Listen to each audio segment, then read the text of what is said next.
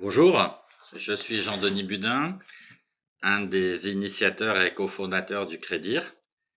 Aujourd'hui, j'ai envie de vous parler de ces 12 travaux de construction du Crédir qui nous ont permis d'avoir aujourd'hui une ONG particulièrement visionnaire et essentielle pour les besoins de l'humanité.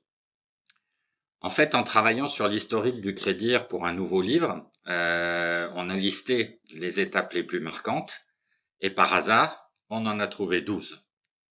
On a fait le lien avec les travaux d'Hercule, les 12 travaux d'Hercule, et ce rapprochement nous paraît vraiment porteur de sens, parce que ça n'a pas été facile de construire une ONG dont la voix porte aujourd'hui, alors que nous sommes partis d'une feuille totalement blanche. Et dans la mythologie, Hercule puise son énergie dans le besoin de se faire pardonner des situations passées. La quasi-totalité des membres du Crédir est animée de l'énergie de la résilience de Boris Cyrulnik, du contre-don de Norbert Alter. Ce relevé de passage à vide est une source de force parfois inépuisable.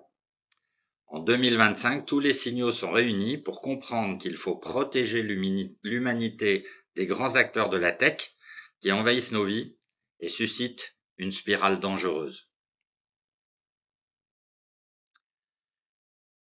Première étape, premier travail, faire face à un burn-out profond.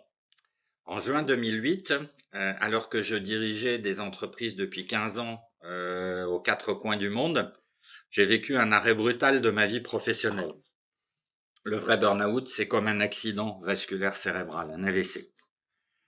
J'ai pu vivre cette expérience en équipe. Il y avait le malade, moi-même, il y avait le médecin de famille, Patrick, il y avait le médecin psychiatre, Benoît, et j'avais la chance que ce soit deux amis très proches qui m'ont sauvé la vie et qui ont cofondé cette ONG. Il a fallu que je change de métier et surtout, j'ai adopté une hygiène de vie totalement différente au niveau du sommeil et ça continue. Deuxième étape, la reconstruction du cerveau. C'est bien de cela dont on parle. En juin 2010, j'avais vécu 2 années de perte de mémoire, dont les 6 premiers mois en hypersomnie.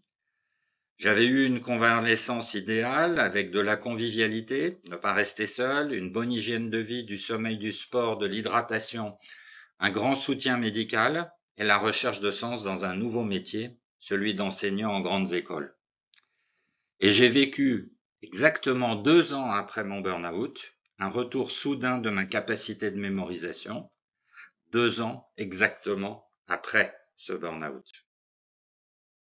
Ensuite, j'ai eu la chance de pouvoir faire une thèse à l'université de Dauphine. Et en juin 2012, je la soutiens. J'ai découvert une passion pour des méthodes de recherche qualitative peu connues et dont nous sommes devenus des spécialistes reconnus. Il s'agit des récits de vie. Il y a une très grande puissance dans la parité de ces entretiens. En effet, un cerveau reprogrammé avec de nouvelles capacités me permet des anticipations de tendances lourdes, me permet d'écrire, avec une dizaine de livres qui sont parus depuis ma thèse, alors que j'avais tant de mal à écrire des copies doubles. Mon cerveau fourmille d'idées avec une thèse qui avait été jugée particulièrement créative que j'ai pu présenter aux quatre coins du monde. Merci vraiment à l'Executive Doctorate for Business Administration de l'Université Paris-Dauphine et au docteur Muller et Gillin. Travail numéro 4. Concevoir ce stage rebond, initier le Crédir. Oui, je ne voulais pas que ma thèse ne soit qu'un outil académique. Il y avait une attente forte des personnes que j'avais interrogées pour que cela soit utile. Et donc, dès juin 2013, un an après ma soutenance, nous avons lancé ces stages. Dès le premier stage, on a entendu le mot magique, parce que se concentrer en 3 jours, issu directement de ma thèse, permet de véritablement faire le point, de trouver des feuilles de route. Le Crédir, on l'a installé à Kaysersberg, au centre Alsace, avec la volonté de continuer les recherches et les publications. C'est la puissance d'une équipe interdisciplinaire qui s'étoffe régulièrement, notamment composée de médecins, de sportifs, de praticiens, chercheurs. C'est formidable de travailler tous ensemble, sans être dans des silos.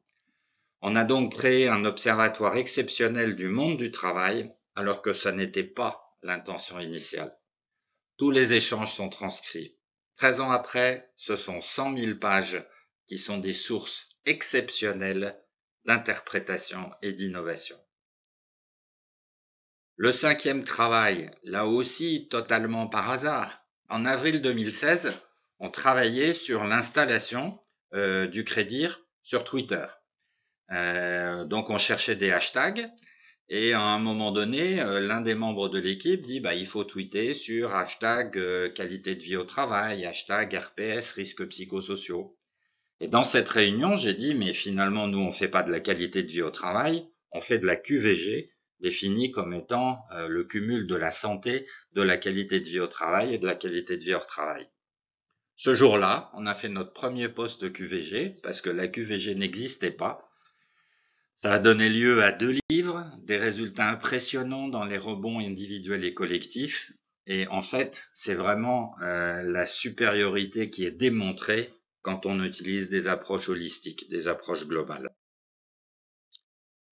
6e travail d'Hercule, devenir détective des risques psychosociaux. En juin 2017, un patron d'entreprise qui était venu faire le stage rebond nous appelle en disant qu'il y avait une épidémie de burn-out dans son entreprise et qu'il souhaiterait qu'on lui donne un avis.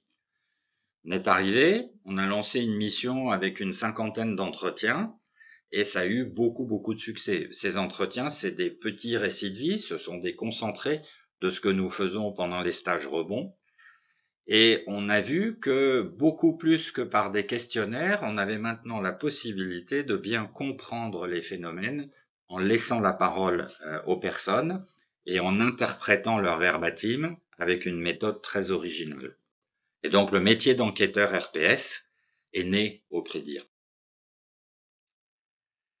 En avril 2018, là aussi, un patron que nous connaissions via le Crédir nous dit que malgré tous ses efforts, le dialogue entre son équipe de direction et la base des salariés de l'entreprise est difficile. Les gens n'osent pas s'exprimer, les gens n'osent pas prendre la parole. Et donc effectivement, notamment quand on traverse une période difficile, c'est difficile de se confier, notamment à sa hiérarchie. C'est là qu'on a créé notre hotline d'écoute et qu'on a labellisé les entreprises à la QVG. 8e étape, confinement. Février 2020, tout s'arrête. Nous sommes obligés de numériser entièrement nos activités. Et des entreprises nous soutiennent. Avec certaines d'entre elles, c'est tous les jours des visios avec des comités de direction, avec des RH, avec parfois des salariés. C'est beaucoup de formations faites par visioconférence et le développement d'une complicité très grande avec surtout cette prise de conscience que finalement le Crédir a à la fois accès aux équipes de direction qui se confient, mais en même temps aux collaborateurs qui sont prêts, moyennant la confidentialité qu'on leur accorde, à parler de sujets qui sont hors de la qualité de vie au travail, notamment dans la santé, dans la qualité de vie au travail. Ça permet vraiment de voir la vie des gens, la vie des organisations sous toutes les coutures. En janvier 2021, donc au début de l'année qui suit le confinement, nous sommes frappés par des personnes qui se mettent à pleurer pendant des visioconférences en nous expliquant que c'est la 4e ou la 5e de la journée et qu'ils sont épuisés. Et là, avec l'équipe de médecins du Crédir, nous avons mis en évidence que l'absence de pause entre les visios est très mauvaise pour le fonctionnement du cerveau qui n'a pas bien la possibilité d'archiver les thématiques entre les différentes réunions. Avant, on sortait d'une salle de réunion, on prenait un café, on échangeait avec des collègues. Aujourd'hui, c'est vraiment un bouton, la visio se termine, on en commence une autre et ça crée une très grande souffrance Et nous sommes devenus vraiment des spécialistes du technostress que nous visualisons de plus en plus dans les entreprises. Il y a donc depuis ces nouvelles méthodes, depuis le confinement, il y a des nouveaux risques psychosociaux. En juin 2022, on a été témoin d'événements graves, de violences dans une entreprise que nous connaissons bien.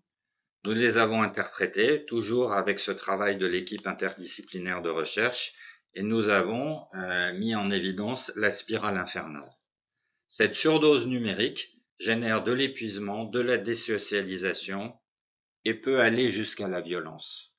Et on comprend mieux toute une série de faits divers, toute une série de tensions entre les pays, quand on se dit que cette hyper-numérisation est aujourd'hui vraiment dangereuse pour nos cerveaux, d'abord parce qu'on dort plus assez, mais ensuite parce que cognitivement, cet usage du numérique tellement intensif, tellement multitâche, est quelque chose qui endommage nos cerveaux.